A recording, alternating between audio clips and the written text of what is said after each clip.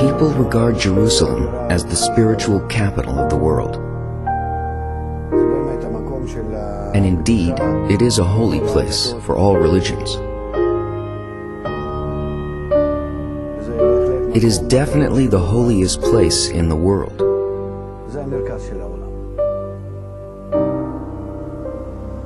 It is the center of the world because there's a special force here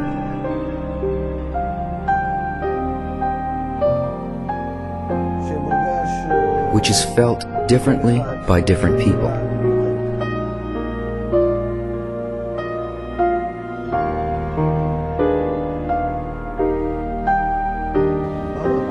What is this force that a man suddenly feels within him, operating on him, drawing him towards Jerusalem?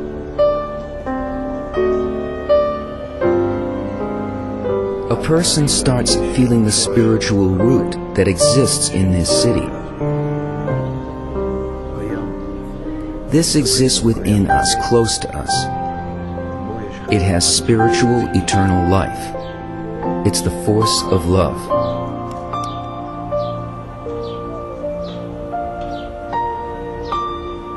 There are stones, there are streets, but we don't feel the city itself. The real Jerusalem can only be felt within a corrected heart.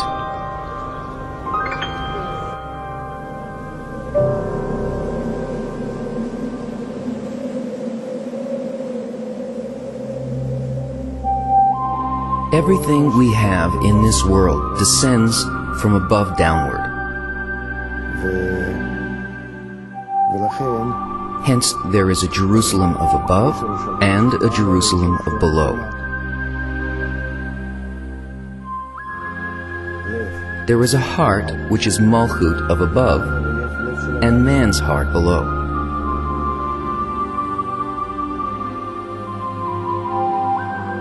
If we wish that the city of Jerusalem be built, we must first build our heart. We must correct it. What is the heart? In spirituality, a heart is man's desire.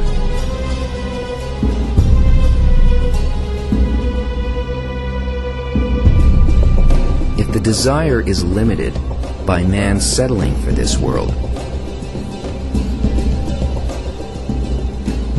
for food, sex, honor, with only the things that he has in this world. He wants to be known, famous. Then this is simply an egoistic heart.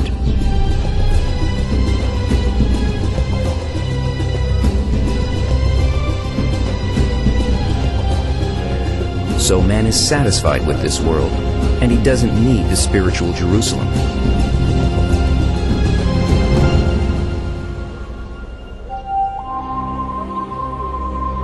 If this world is not enough for him, and he searches and feels that he lacks something, then he desires to rise above this world, to feel the spiritual world.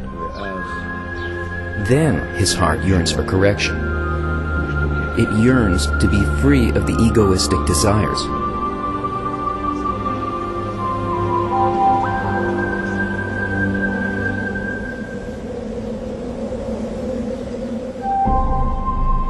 This does not happen all at once.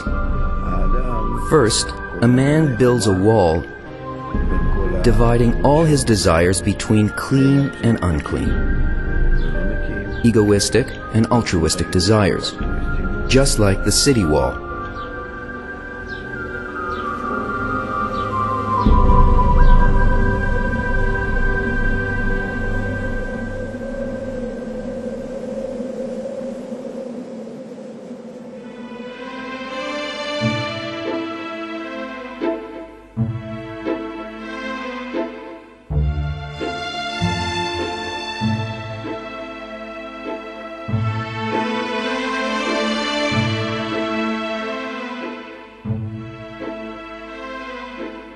The wall around the city guards it.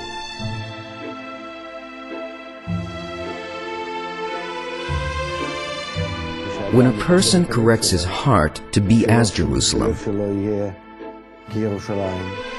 he has to differentiate within his heart between good thoughts with which he wishes to advance towards holiness and bad thoughts which are not yet directed to holiness, and to separate them one from the other and build a wall that will guard the desires for holiness from being harmed by the desires that are not yet corrected. And once he has this wall, behind it, the city will be built.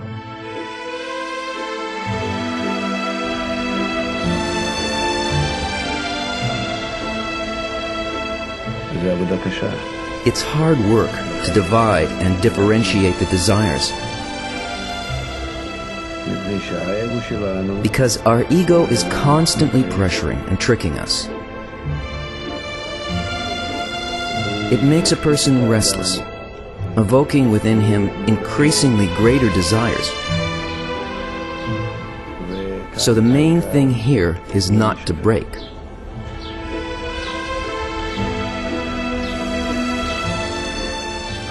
One must guard the great desire for spirituality, like guarding a special flower.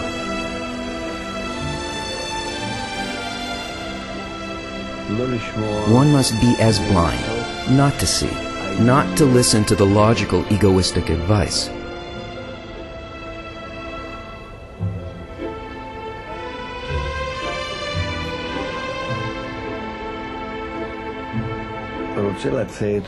If, despite everything, one really wishes to exit his egoistic world and enter Jerusalem of above, what can he do?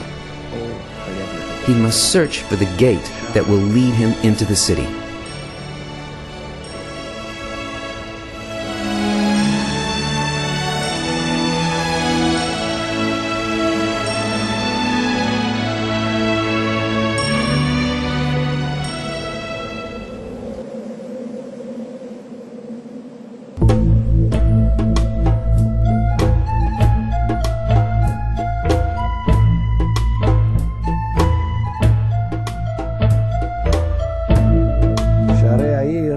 The city gates means a place where if one does his correction against an attribute called gate, then he achieves equivalence of form with a special attribute that is found throughout the wall, and the gate opens up and he enters.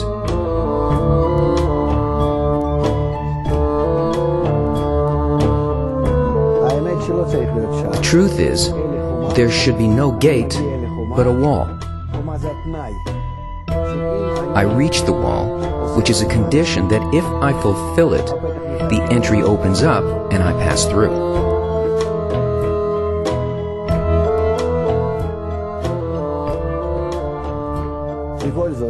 But nonetheless, since there are many conditions around the city, because the city is a collection of many desires, so there are points, special attributes, and if a person equalizes to them, achieves their height, then he enters.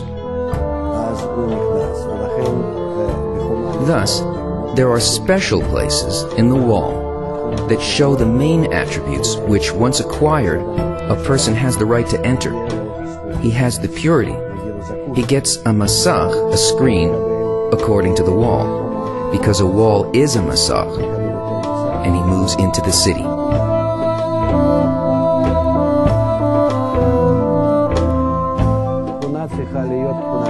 The attribute must be the attribute of bestowal, the attribute of giving.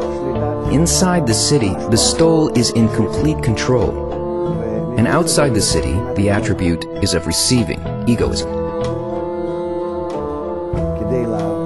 So in order to pass through the wall, a person has to take this leap, an inner change of his heart from egoism to altruism.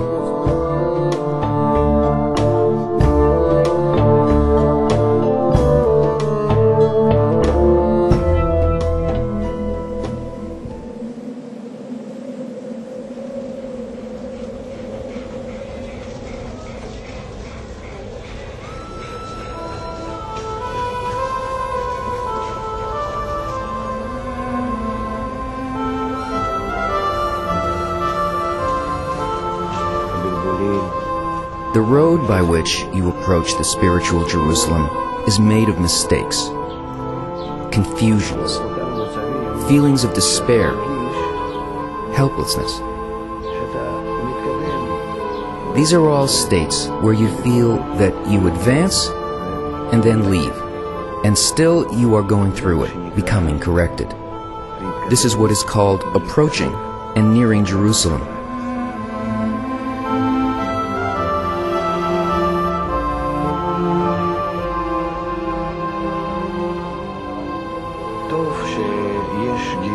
Therefore, it's good that there are mistakes and disturbances that deflect you from the road. It actually gives you an ability to suddenly stand and check yourself. And from this position of yours, aim yourself more accurately towards Jerusalem of above.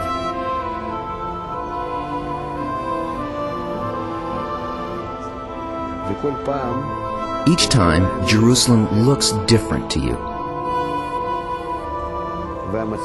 And your states are different.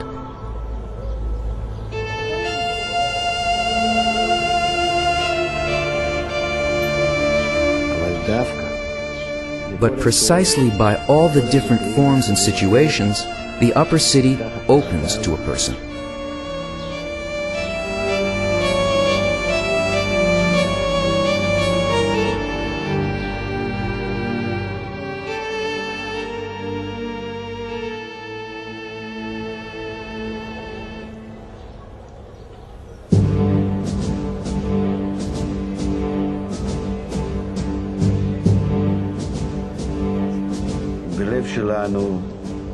Today, there is a ruin in our heart. Take a look at this world. It's broken to pieces, and it's rocked by wars and suffering.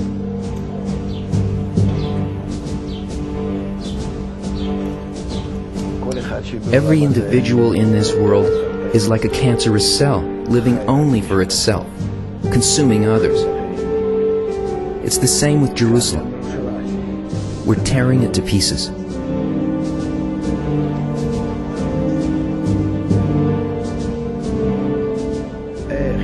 How could it be that in such a state,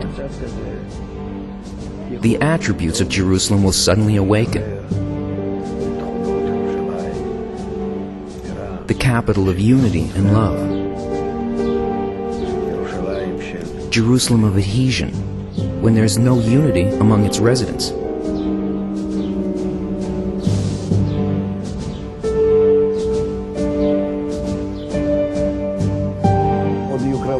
There will be great battles over Jerusalem in the future, and especially the spiritual battles.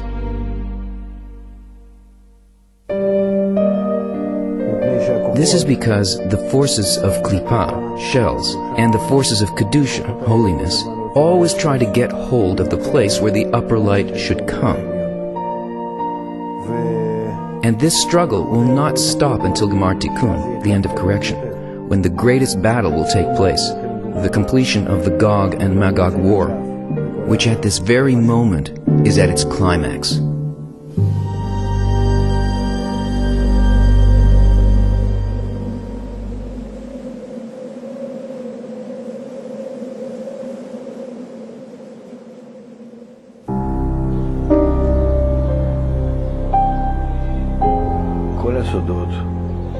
The name Jerusalem holds all the secrets.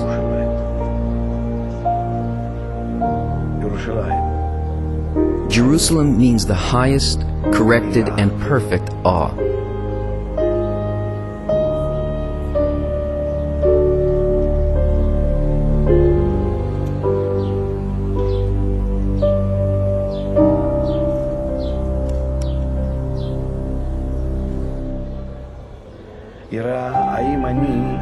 The awe of whether I'm corrected to the extent, to the height, where I am afraid of whether I will be able to give all my love to the others.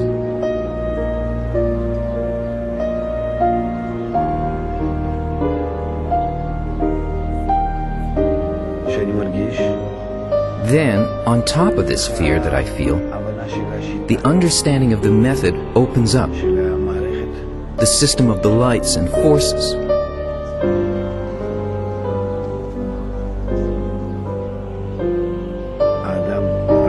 And then one sees the forces of Mashiach, from the word limshoch, to draw, drawing him from egoism to altruism, from hate to love, from Jerusalem below to Jerusalem above, to the temple.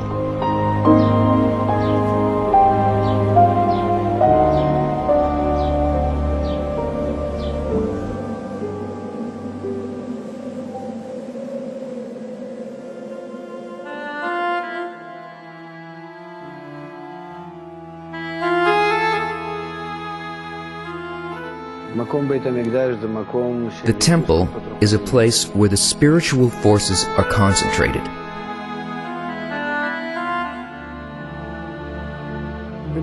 This place was a symbol of the attributes of holiness.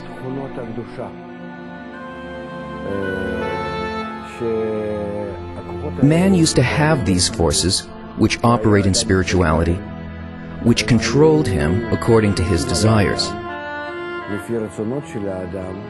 And people wish to come there in order to connect corporeally with spirituality, so that on the corporeal level also they would perform the same thing that they did within their hearts in the inner temple, in man's heart.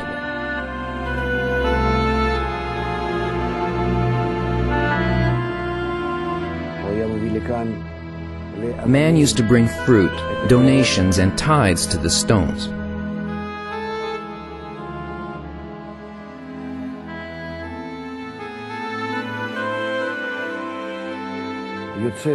Everything a person created, everything he did, was brought here in order to sanctify his work. This was as a symbol of the spiritual inclination within his heart.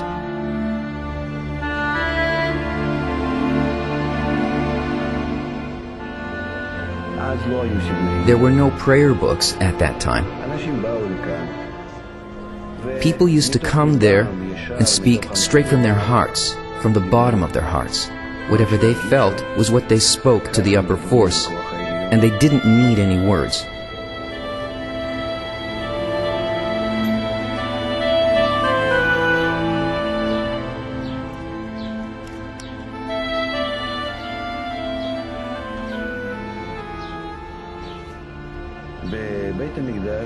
The priests were the people who served in the temple, those who were absolutely clean of the worldly ego,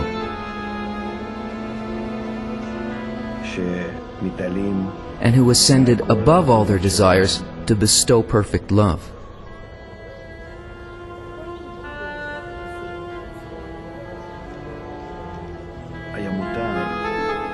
They were the only ones allowed to receive the donations and tithes, because none of them could take it for themselves, so they passed on everything they received to the temple.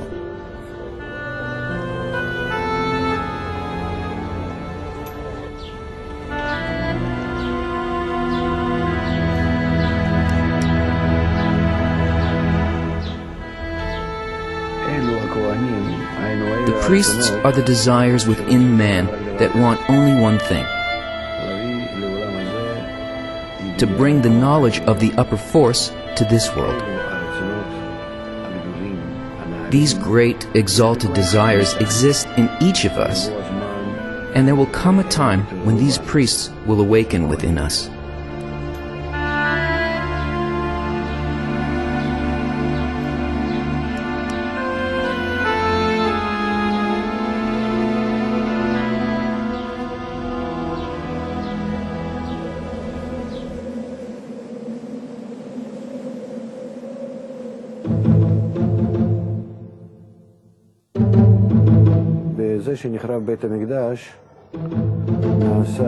The ruin of the temple became the place of ruin for Kedusha,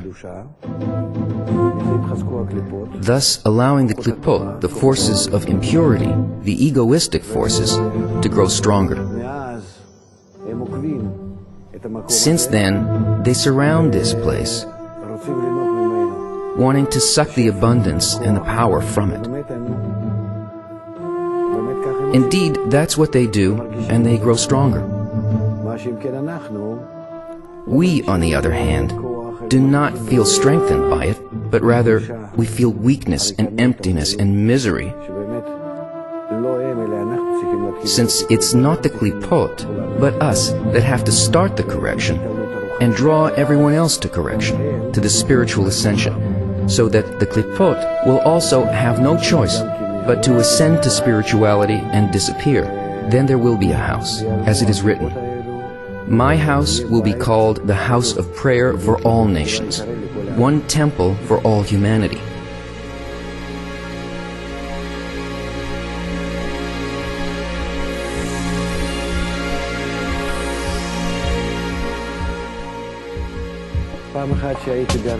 Once when I was in the U.S., I stayed for Shabbat in a small town called Jackson, in the northern part of the U.S.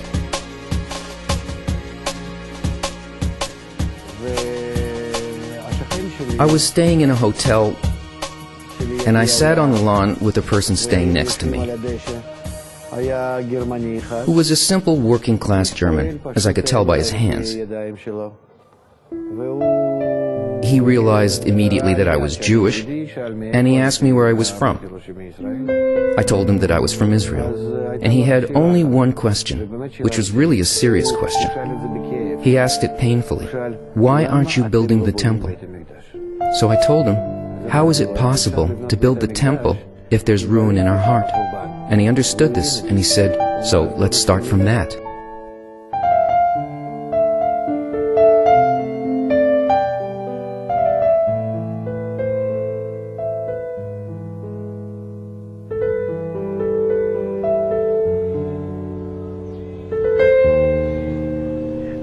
Let's start from the heart. Ask for corrections. Asking for corrections is called prayer. It isn't what's written in the Siddur in the prayer book. It's what's written in a person's heart, a request for the force.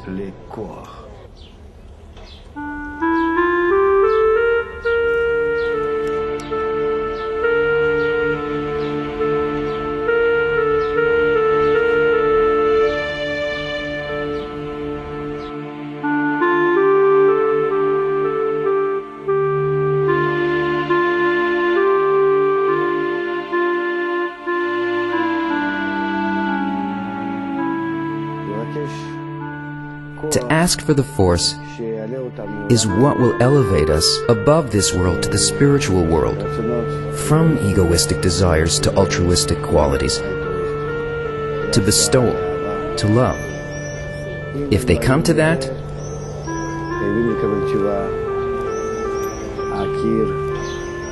they must receive an answer. The wall, the kotel, the western wall, must give them a masach. The wall is a masach.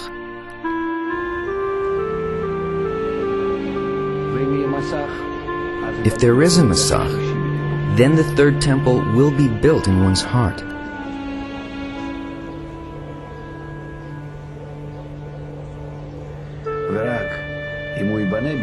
And only if it is built in one's heart can a person describe it and write about it to the smallest detail. Each and every detail of the temple is a person's connection with the upper force.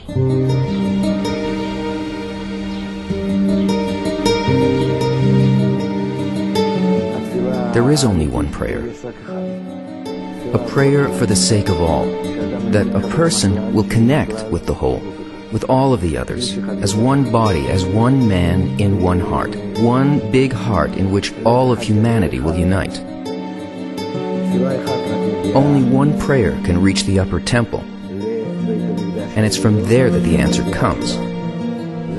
It's a prayer that we shall all unite and ascend in holiness, meaning that we attain the spiritual forces and live on the spiritual level.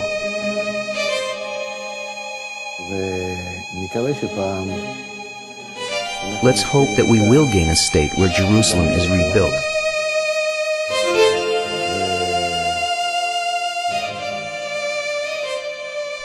And above these walls, there will be a city which will be a true holy city.